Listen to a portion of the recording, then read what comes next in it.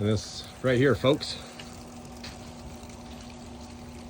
why chains do not capture water as well as they should. Of course, we've got some water is finding its way into this rain leader, which is then daylighted, but the majority is not.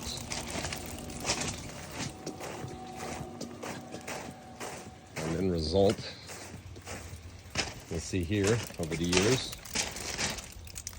missing this, and in result, this entire front patio, the water is eroding and undermining, and this whole thing is floating.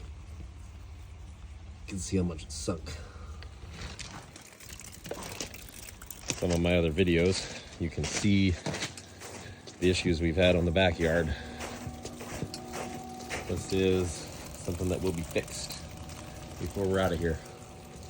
Temporary captured here.